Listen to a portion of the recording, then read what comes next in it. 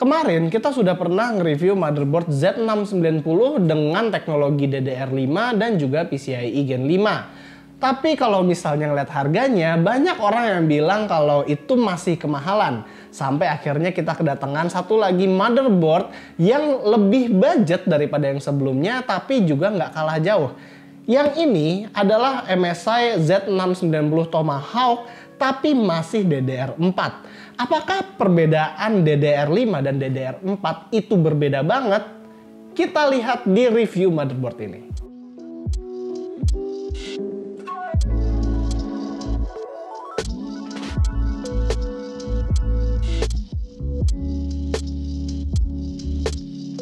Seperti biasa, review motherboard kita akan mulai dari unboxing.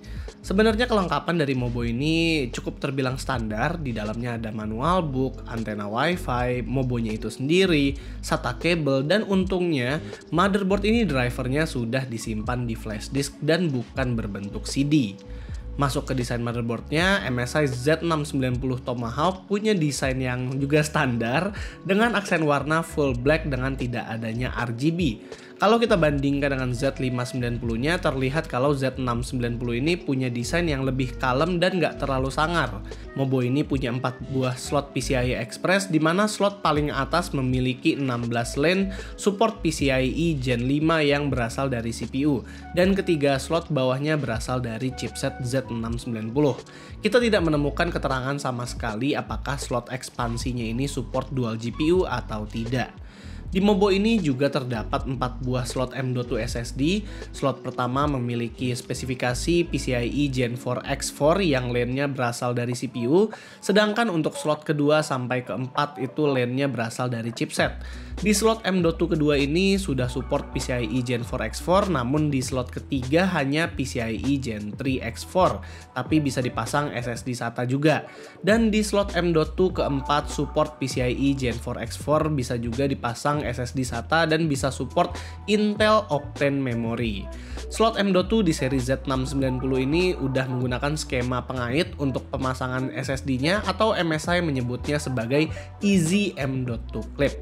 Buat konektor SATA di sini agak lucu. Mobo ini punya 6 slot SATA yang dimana 4 menghadap ke depan dan 2 lagi menghadap ke samping. Tentunya motherboard ini di harga segini ya juga udah mempunyai USB-C konektor, karena casing middle to high end juga udah banyak yang butuh USB-C konektor bagian depan.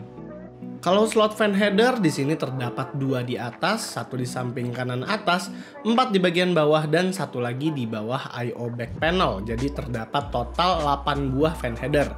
Mobo ini juga punya RGB header MSI Mystic Light yang terdapat 2 di atas, yaitu 3 pin ARGB dan 4 pin RGB.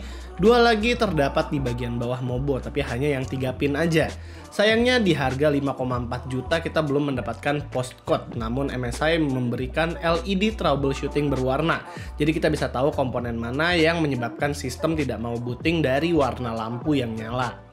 Mobo ini juga mempunyai tombol clear CMOS, namun masih sangat-sangat konvensional, jadi tidak terdapat tombol dedicated modern. Yang ada hanyalah jumper 2 pin di bagian kiri bawah Mobo.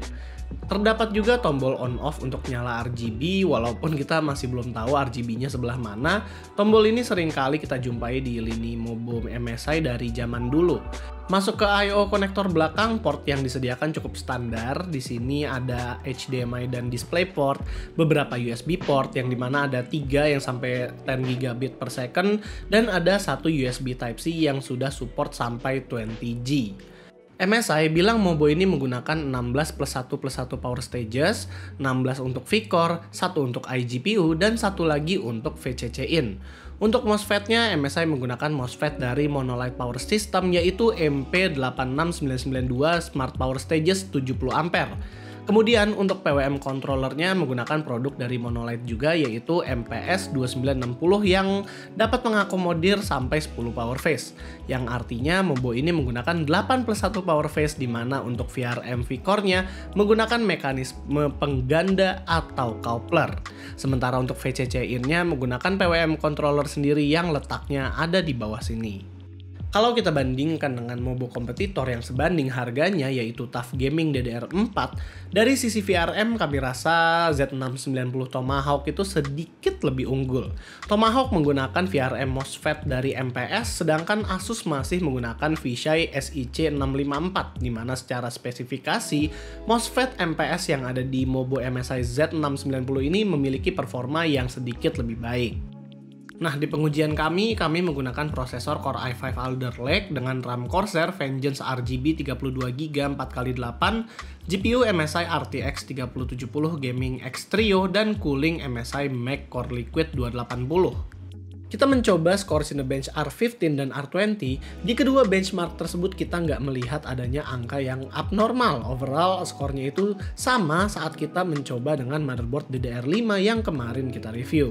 Lalu kalau kita melihat konsistensinya, skor Cinebench R20 ini bisa konsisten antara 6500-an sampai 6600-an, kurang lebih sama lah dengan Mobo DDR5 yang kemarin itu. Nah, untuk pengujian suhu VRM, kita menguji dengan rendering di Blender selama 30 menit.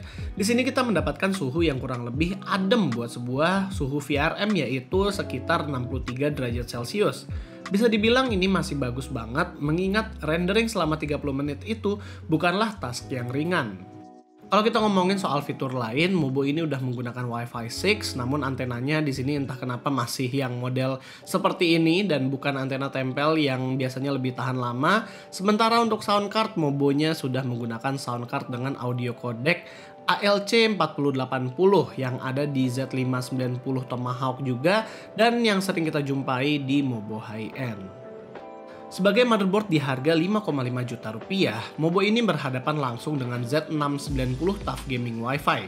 Kurang lebih fiturnya dan kelengkapannya itu mirip-mirip dan sama-sama udah menggunakan Wi-Fi, hanya saja di Z690 Tomahawk itu mempunyai slot SATA yang lebih banyak dan juga VRM yang sedikit lebih baik ketimbang Asus TUF Gaming Wi-Fi, menjadikan MSI Z690 Tomahawk adalah pilihan yang lebih fleksibel akan ekspansi ketimbang TUF Gaming.